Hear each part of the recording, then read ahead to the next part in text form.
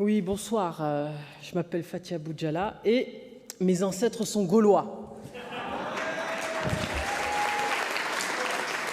Et je dirais même plus que mes ancêtres sont plus gaulois que les vôtres parce que je suis franc-comtoise et qu'un jour l'histoire nous rendra justice en nous rendant à Alésia. Parce que dans notre conception, de notre parti, la gauche qui aime la France, la nation n'a rien d'ethnique, n'a rien de tribal, n'a rien de biologique. C'est un corps politique de citoyens. Et c'est pour ça qu'on embrasse cet héritage-là. Et un jour, il faudra qu'on accepte de renouer avec ce mot désuet d'allégeance. Et mon allégeance, comme vous, elle va à la République française.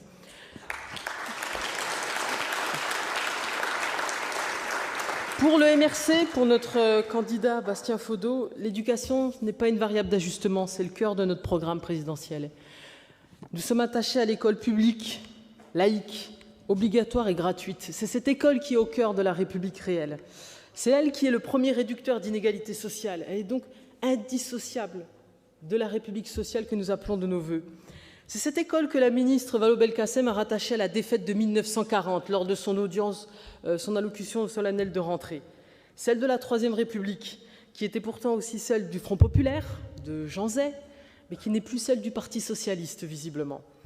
Notre école va mal, oui, sans doute, mais parce qu'elle n'a cessé d'être mise à mal par ceux-là même qui en avaient la garde.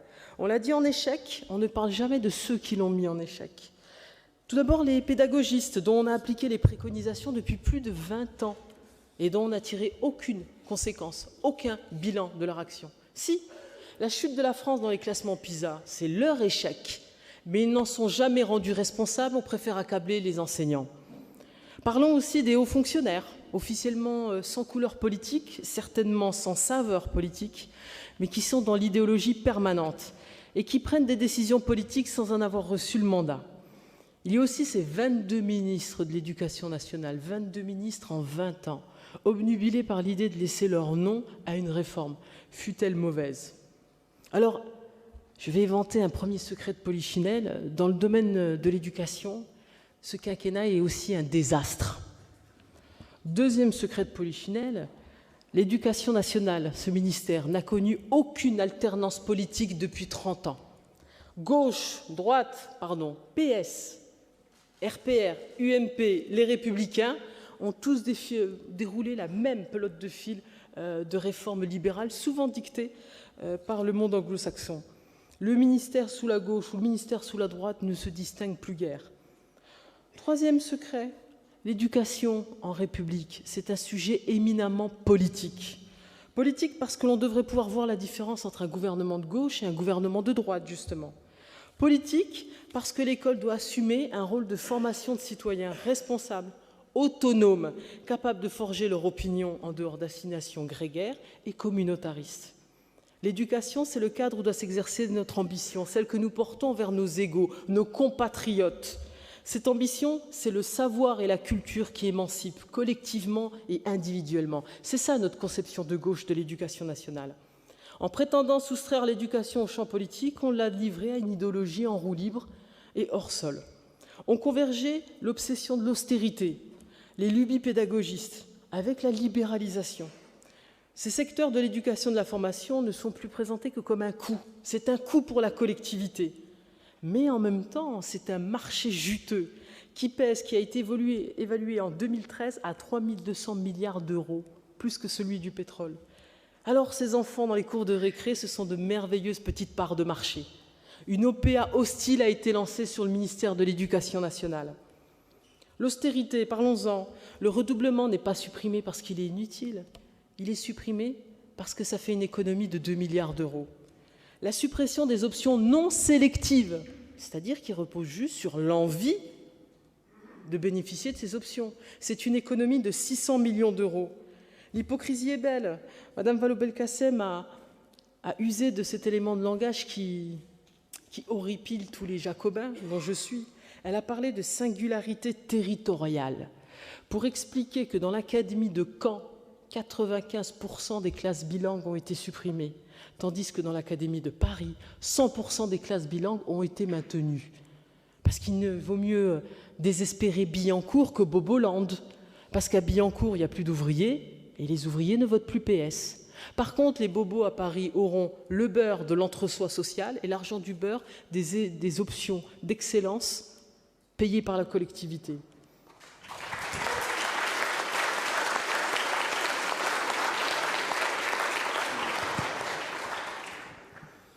Et c'est là que les pédagogues arrivent à la rescousse. 32 élèves par classe en maternelle, 30 élèves par classe en CP, quand il s'agit de maîtriser la lecture et l'écriture. Comment le justifier? Que nous disent les pédagogistes? Il suffit de ne plus être face à face, mais d'être côte à côte.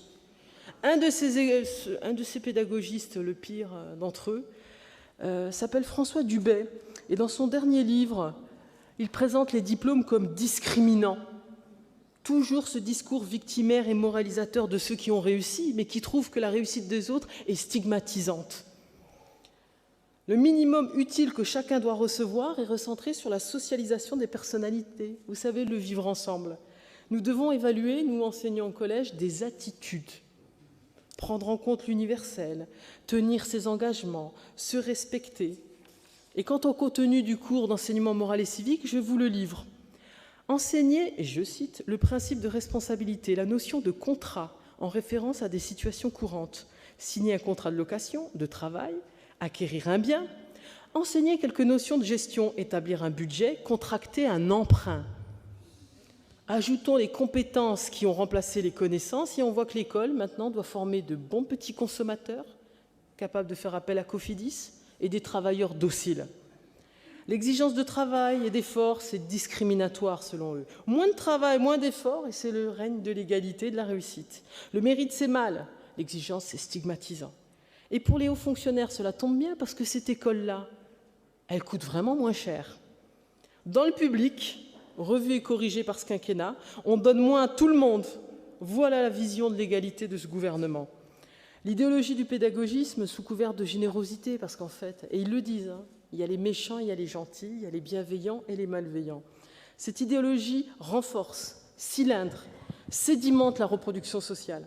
Parce que ce que l'école publique n'apporte pas aux familles devra être apporté par quelques familles qui, eux, auront les moyens de scolariser leurs enfants dans le privé ou de faire appel aux compétences minimales, des réflexes, des routines physiques. C'est renforcer le rôle invisible des parents et c'est donc renforcer la reproduction sociale de la réussite et de l'échec. Les enfants de familles conscientes ou qui sont en capacité financière iront dans le privé, alors qu'eux-mêmes contribuent à l'effort collectif par l'impôt. La promesse républicaine s'adresse au public défavorisé comme au public favorisé. C'est comme ça qu'on maintient la mixité sociale, pas en faisant fuir les classes moyennes.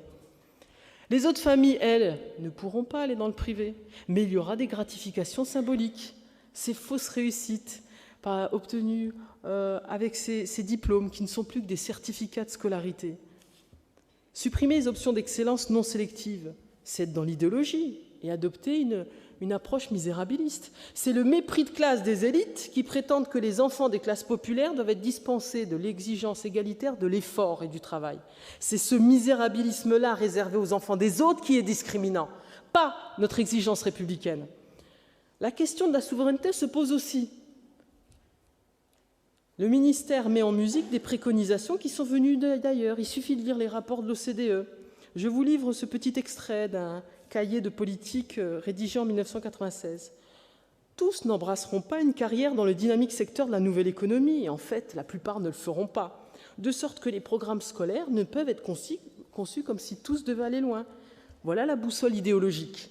En version pédagogiste, cela donne François Dubet, qui a obtenu gain de cause en préconisant que les programmes scolaires devaient se caler, je cite, sur ce que doit savoir le plus faible des élèves quand il sort du système scolaire. C'est ce qu'on appelle le socle commun des compétences.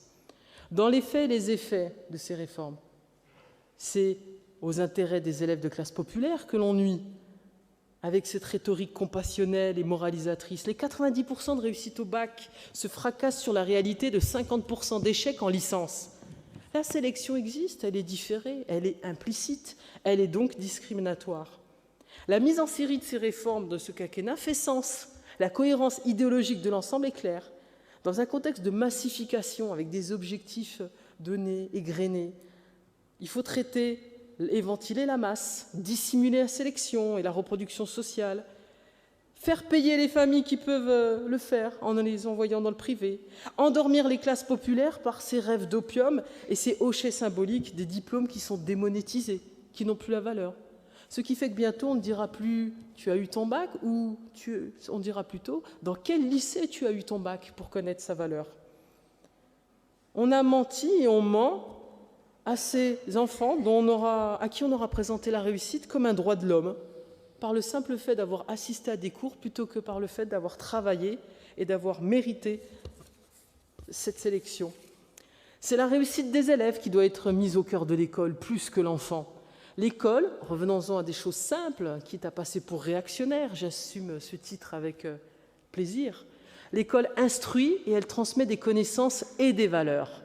L'éducation doit intégrer la sphère des missions régaliennes de l'État. Et on doit cesser de réduire le périmètre de l'excellence à certains territoires ou exclure certaines catégories. L'assignation identitaire n'est pas acceptable en République. Nous devons assumer l'ambition de l'élévation morale et culturelle pour chaque élève. L'école publique doit remplir cette mission avec l'exigence la plus élevée pour les enfants de milieux populaires comme pour les autres enfants. Et mon ami Frédéric citait Jean Zay. Vous savez que la ministre a fait monter le bureau de Jean Zay. Elle aurait mieux fait de se faire apporter ses livres et de les lire, plutôt que simplement se poser sur un bureau. Elle aurait appris des choses.